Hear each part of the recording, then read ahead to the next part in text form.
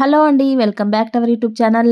ఈరోజు మన రెసిపీస్ వచ్చేసి నాన్ వెజ్ ప్రియుల కోసం 2 నాన్ వెజ్ రెసిపీస్ అయితే చూపిస్తున్నానండి. Mutton liver, mutton keema. చాలా ఈజీ ప్రాసెస్‌లో చాలా టేస్టీగా ఎలా చేసుకోవాలో చూపిస్తున్నాను.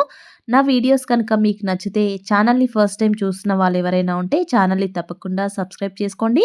నా రెసిపీస్ కనుక నచ్చితే లైక్ చేసి మీ ఫ్రెండ్స్ అండ్ ఫ్యామిలీకి షేర్ చేయండి.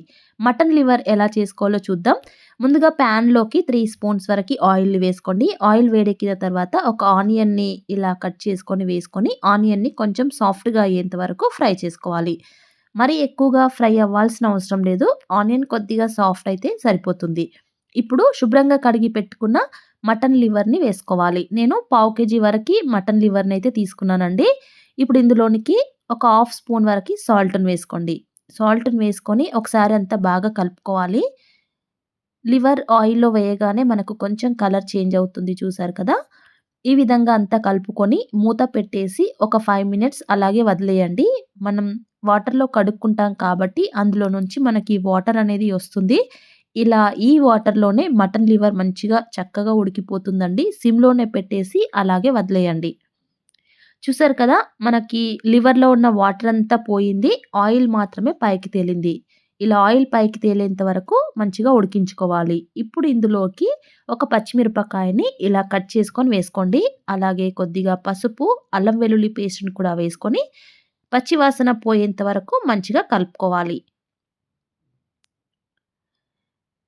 ఇలా అంతా కలుపుకోవాలి.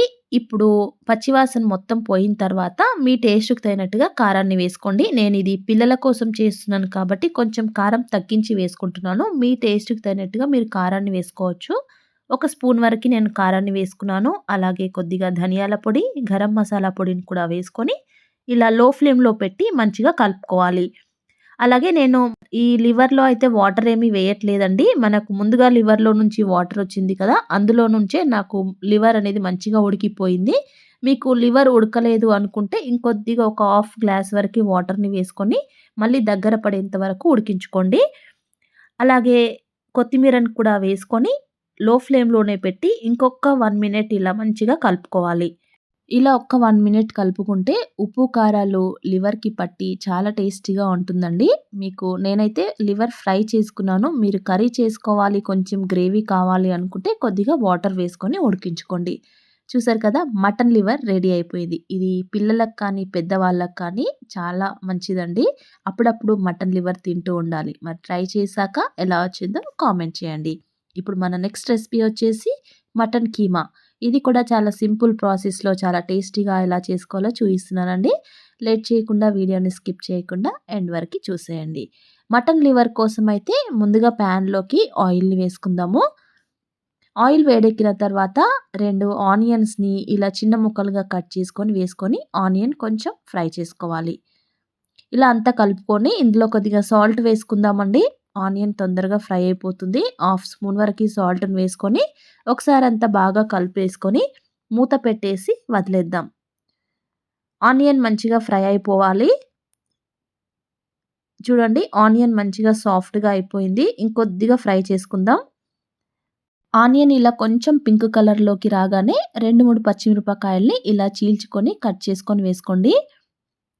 పచ్చిమిరపకాయను కూడా వేసుకున్న తర్వాత ఒకసారంతా మంచిగా కలుపుకొని, ఇప్పుడు నేను మెంతి కూర కీమా కర్రీ చేస్తున్నానండి. ఇక్కడ మీకు మెంతి కూర ఇష్టం లేకపోతే స్కిప్ చేయండి. కానీ ఎప్పుడు ట్రై చేయకపోతే కీమా కర్రీలో ఇలా మెంతి కూరని వేసుకోండి. టేస్ట్ మాత్రం చాలా బావుంటుంది. నేనొక పెద్ద మెంతి కూర కట్టను తీసుకొని, ఆకులన్నీ తుంచుకొని, శుభ్రంగా కడుక్కొని అయితే మెంతి కూరనైతే వేసుకున్నాను. మెంతి కూర ఆయిల్‌లో మంచిగా ఫ్రై అయిపోవాలి. కాబట్టి మూత పెట్టేసి మంచిగా ఫ్రై చేసుకోవాలి.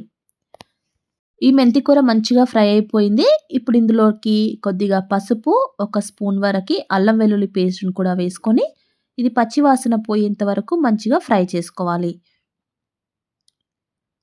ఈ విధంగా పసుపు, అల్లం వెల్లుల్లి పేస్ట్ పచ్చివాసన పోయేంత వరకు మంచిగా ఫ్రై చేసుకున్న తర్వాత, ఇప్పుడు కీమాని వేసుకోవాలి. కీమాని ఒకసారి కడుక్కొని వేసుకోండి. కొందరైతే కడుక్కోకుండా వేసుకుంటారు. ఒకసారి వాటర్‌లో శుభ్రంగా కడుక్కొని, అప్పుడు వాటర్ ఏమీ లేకుండా ఆ కీమాని మాత్రమే వేసుకోండి.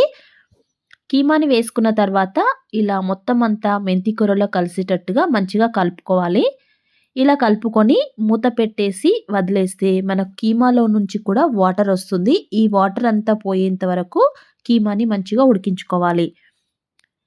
చూడండి ఇలా వాటర్ అంతా పోయి మనకు కొంచెం దగ్గర పడుతుంది. అప్పుడు ఇందులోకి ఒక టమాటోనైతే నేను వేసుకుంటున్నాను. ఒక చిన్న సైజు టమాటోనైతే వేసుకుంటే కొంచెం పుల్లగా కీమా కర్రీ బావుంటుంది. టమాటాని కూడా వేసుకొని ఒక్క 1 మినిట్ అయితే కొంచెం ఫ్రై చేసుకున్న తర్వాత ఇప్పుడు మీ టేస్ట్‌కి తగినట్టుగా కారాన్ని వేసుకోండి.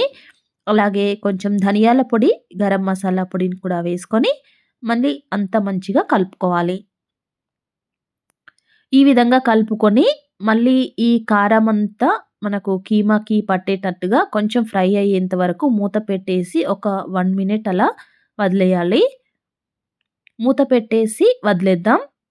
అప్పుడు ఉప్పు, కారాలు మంచిగా కీమాకి పట్టుకుంటాయండి. చూడండి ఇలా కారమంతా కీమాకి పట్టుకొని చాలా బావుంది. అయితే మీకిక్కడ కీమా ఉడికిపోయింది అనుకుంటే ఇలాగే తినేయొచ్చండి. చాలా బావుంటుంది కీమా ఫ్రై అనేది.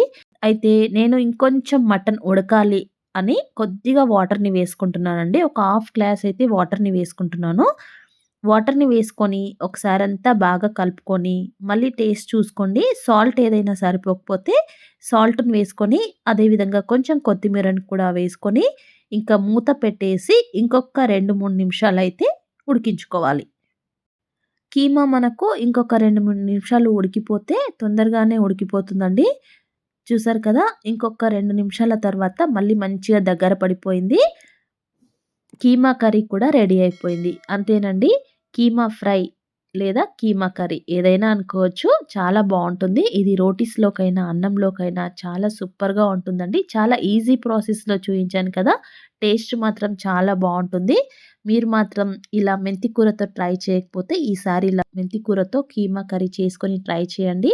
చేశాక మాత్రం ఎలా వచ్చిందో మీ ఫీడ్‌బ్యాక్‌ని కంపల్సరీగా నాకైతే కామెంట్ సెక్షన్‌లో కామెంట్ చేయండి. ఈ రెసిపీస్ కనుక మీకు నచ్చితే మీ ఫ్రెండ్స్ అండ్ ఫ్యామిలీకి షేర్ చేయండి. Thank you for watching.